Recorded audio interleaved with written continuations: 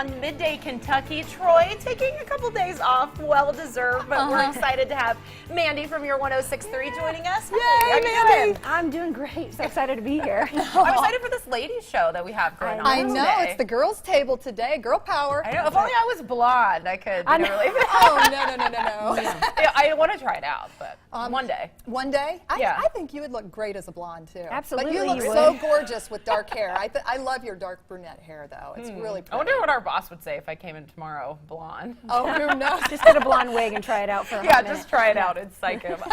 Well, before we get to our fun table talk, we want to talk about the wedding giveaway, right? Yes, absolutely. If you and your fiance are big UK fans, you'll want to enter into the Ultimate Big Blue Wedding Giveaway. That's right. It's a UK-themed wedding, and it features a wedding reception at the Hillary J. Boone Center at the University of Kentucky. Rehearsal dinner will be at the club at UK Spindletop Hall. Hair and makeup styling from Posh Salon and Spa. Your wedding cake supplied from Martine's Pastries. There are many, many more great features to this contest, so head over to our website to see the full list.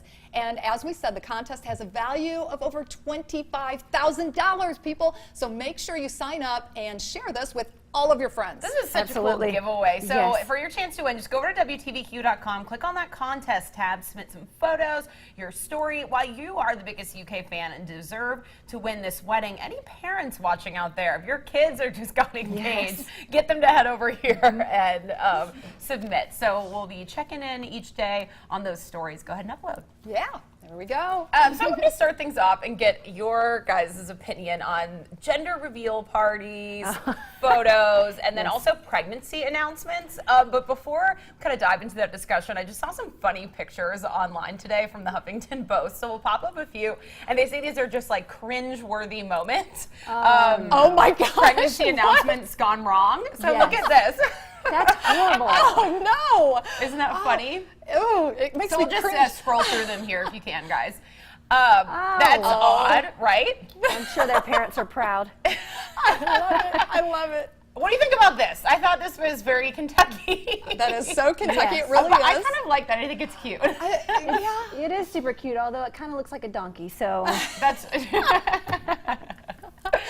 What? What is this? What am I looking at? Okay, two ice bags. baby. Ice Oh. Baby. Nice. Gosh. So that one was just pretty funny. But as I was kind of seeing these online, and this was just a weird one. Some of these are funny, but I'm kind of noticing a trend online where people are getting professional photos and big parties for these events where I don't remember years ago that happening. You know, No. It wasn't a professional thing. photos No. for all of these events. I feel like what do you think? photographers created this type of thing I just so think they they can did make more too, money. to But make no. the demand. Yeah. Yeah, and it's working. Yeah, absolutely. Did you do any of that in your pregnancies? No, dear God, I didn't want a camera near me when I was pregnant, to be honest with you. But yeah, I didn't, honestly. I avoided it like the plague. And, you know, of course, afterwards with the babies, you know, Yeah. then of course you get all, you know, yeah. thousands and thousands of pictures. But, Right. but you know, before that, no. When I was No. pregnant, I really didn't want to be around a camera. Yeah, but it's just becoming such a trend, you know, people doing huge parties. And you said you had a friend that tried to get I you to a did. party. When I was pregnant with my son, who's now 2, he, you know, she was like, I want to throw you a gender reveal party. And I was like, please don't. Because when you're in that moment, it's such a great thing that they want to do that. But when you're there, it's so awkward. Yeah. You're like, this is so, I don't know how to act in front of everybody. Yay, it's a boy, but I really wanted a girl. So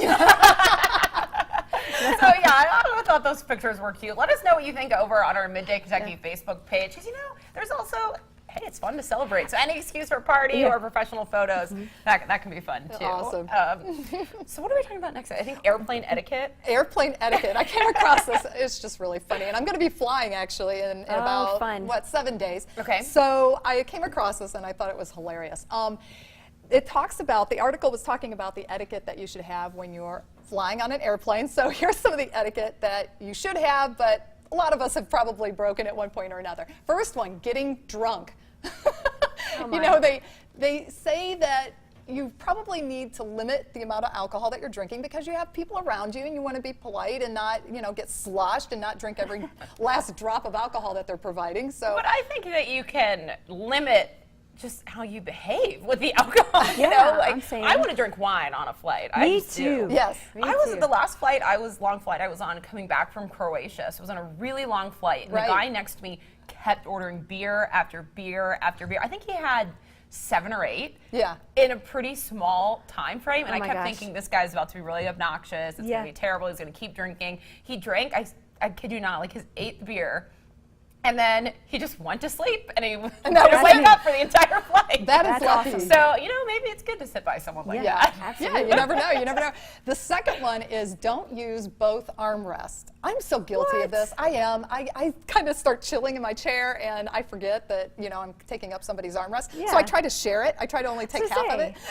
There's room for both. But they say, you're only supposed to use one. Let the other person that's beside you have the other. But I kind of wonder, because you're not sharing both with that other person. So if I'm taking your armrest, it doesn't matter to you that I let you have that one. You know what I mean? Right. You still, I'm taking the armrest. It's all right. It's all good. I just figure if someone else isn't using it, I'm going to be using it. That's the thing. Very and, true. And then the third one is don't bother other passengers. So what they're talking about is when you sit down, I tend to be a little chatty sometimes. It is what it is.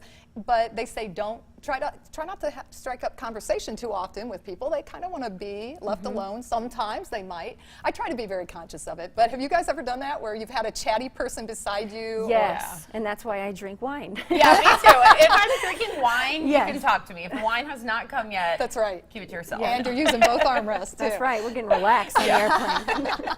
The fourth one is getting up excessively when you have a window seat. Again, I am guilty. But yeah, if you're by that window seat, you really should be polite and try to take care of business before the plane takes off, and then you don't have to worry about it in I flight. always want the aisle seat for that reason. Right. What do you pick? I like the aisle seat, but mostly because I can spread out. I can, put my Yeah. feet out in the Oh, aisle. yeah, yep. But yeah, no, To it's trip fun. the flight attendant. Yes, absolutely. And the last one, of course, keep your kids in check. So how do you keep your boys in check? I don't. They're old enough where they're Well, fairly well behaved. They I would are, assume, right? and they've done pretty well actually on our flights. I'm surprised. I mean, even like at one point, I remember at the end of the flight when we went to Hawaii, I had my youngest, my oldest, Jack, at the time. He was about 18 months old, and he did great the whole awesome. way. And people were getting off the plane. They're like, he did so good. They were congratulating us that we kept our son so under control. And he just was in a very calm mood. So I just got lucky on that one. Oh, But that's have you great. been around rambunctious children Yes. on a plane? I have before Yeah. too. and Absolutely, where they're it's a kicking the nightmare. seat and stuff like that. But I try to Oh, be yeah. patient with them. Right, Yeah. Have you flown with your 2-year-old yet? I have not, but Okay. I have 3 kids, so I've flown with the other 2. Okay. And I just make sure that I bring lots of snacks and Okay. juice boxes Right, with me right. and all kinds of distractions. So Yep. it's worked in the past, but you I never actually know. always feel bad for the parents when the kids Yes. are misbehaving because they have to get from point A to point B, and if you have to fly, I think most parents are conscious of it, but at some point there's only so much you can do, There is. and you know that the parents are just mortified, Right. Absolutely. So Yeah. I don't really get mad. Patience. Over that. Everyone needs patience. Patience. Okay, so that was. I Patience. thought that was fun. I thought that's etiquette that I think Yep. we all I can like it. learn something from and try to remember on our next flight. Mandy, you have something pretty cool to tell us about roller Yes, coasters. everyone loves a good roller coaster, but as if we need them more thrilling than they are, these roller coasters are now virtual headsets that you can put on your head to enjoy more, the twists and turns. But you have prehistoric monsters jumping out at you while you have these Wow. headsets on your head, and to me. It's crazy. How I don't really cool get is all that? into all that, but I know if you're like the ultimate thrill seeker, that is something you would want to enjoy. Okay, so wait a minute. So it is is it an actual roller coaster, and then Yeah, you have yeah. the headset on too, Yes. and then it gives you the effects wow. of the dinosaurs coming out and That's things right. like that. So say you're Wow. on a roller coaster at SeaWorld, Yeah. and you're going upside down and doing all these twists and turns, but you put the headset on, and it just brings it much more to life. Like you got dinosaurs coming out, or just Right. it could be Planes a zombie. going Oh, that's cool. Flying. I would rather just do the headset. I know. Because I'm scared of roller That's coasters. what I was saying. You could just Yeah. sit down and do the headset and be okay. Yeah, but I if get a you're little the- queasy now on roller coasters. So how fun is that? Yeah, Yeah. absolutely. So I thought that was kind of interesting that that you're now adding more virtual reality to your I roller like coaster that's that. already Nice. crazy. And here's something else that might be a good idea. We said adding virtual reality to your work life. What is this that you found maybe playing video games can help at work? What they said. Well, what's really funny is all those gamers out there. People are always, parents. We as parents are always harping on our kids. Yeah. Stop gaming, stop gaming. Well, guess what? There's a study now now that shows that playing video games is actually better for you as far as helping you focus at work. If you just take a 5-minute stress break from work and play a video game, it can help increase your focus. And it does it much more so than if you take a time out and kind of sit quietly. And they say that it's because when you're sitting quietly and just relaxing for 5 minutes, you become disengaged and you start to worry. And versus those that are playing video games actually are more focused and more intent on their job once they get back to work. Well, I guess that Doug and I need to get some video games for commercial breaks. Yes, absolutely. Seriously. I like that. Every workplace is now going to have a PlayStation or an Xbox. I know. It was crazy. And the study, how the study was carried out was that researchers analyzed 66 people and it had questionnaires they asked how to assess their mood. And the study participants were then assigned to spend either 5 minutes in a room without phone or computer, doing either relaxation activity or playing a video game called Sushi Cat. Have you heard of Sushi Cat? I've never heard of this, but that was the game that they played. And then their stress and mood and everything was reassessed at that point. The results revealed that playing video games improves people's focus more than relaxing. Playing the games also make people feel better too. Interesting. I like that. So you posted that on our Facebook page, did. right? So maybe print it out, take it into your boss, show them the research. Yes, exactly. Here it is. Video game. Yep. Get your Crossy Road out or whatever game you like to play. Well, something else I saw online today that kind of caught my eye, and I want to get the ladies' opinion. There is a very messy divorce that happened in China, and the ex-wife broke into the man's house and destroyed his $1 million violin collection. No. Yeah. Oh, So there's a lot more to that story, but it just got me thinking of exes. Do you feel vengeful, and do you think she felt better after doing this? I'm sure she did. I bet she What do you did. think? Absolutely, she felt awesome after that. But Well, I then, think she's going to jail. probably, you're probably 100% That's when she's not correct. going to feel so good. No, not at all. But I mean, that is the ultimate revenge. You hear more and more people doing stuff like this, which is crazy to me. Wow. I personally never done anything like that before. And Tell us the truth. What did you do in college?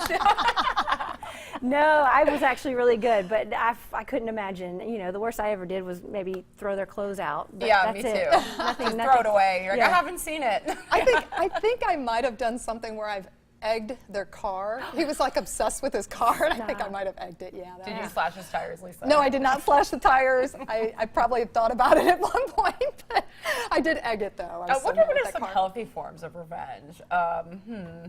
Maybe Joanne Hilliard could help us. Oh, with that. yeah, we'll have to ask her about yeah, that. Or we'll have that's to good. talk to Dr. Basha. Yes, Just go exactly. lose a bunch of weight, you'll look great, and you won't go to jail. You can just get Exactly. some Well, revenge there.